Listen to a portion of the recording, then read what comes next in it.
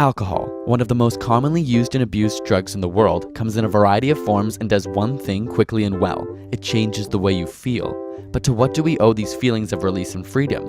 How could the ingestion of one simple substance so drastically change not only your actions, but thoughts and perception?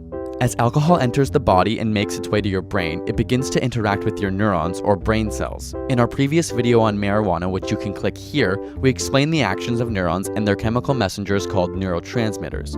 But there are two main types of neurotransmitters that these neurons use to communicate or send electrical signals. Excitatory neurons use glutamate, while inhibitory neurons use GABA, the yin and yang, if you will. Much like the zeros and ones of a computer, these two messengers have contrasting roles.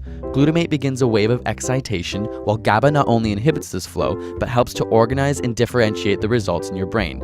And just like a computer, these signals can be combined in enormous complexity to form actions and thoughts. So how does alcohol affect these two signals? Turns out it suppresses glutamate transmission and enhances GABA transmission, so you get less excitation and more inhibition.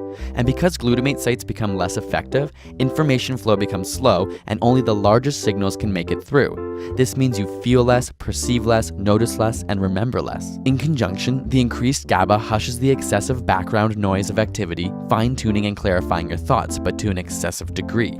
This is why you may have heard that alcohol is a depressant, but inhibition of your neurons is not the same as social inhibition. Instead, it simply cleans up and removes extraneous activity by removing less significant excitation. Without normal GABA transmission, the excessive excitatory action would resemble an epileptic seizure. There would be no clarity of thought. While drunk, your GABA channels are wide opened. Combined with the lack of glutamate, you begin to think very little, but with great clarity. It's what causes the momentous attitude of a drunk, often repeating the same idea or proclamation over and over, thinking clearly about almost nothing. Got a burning question you want answered? Ask it in the comments or on Facebook and Twitter, and subscribe for more weekly science videos.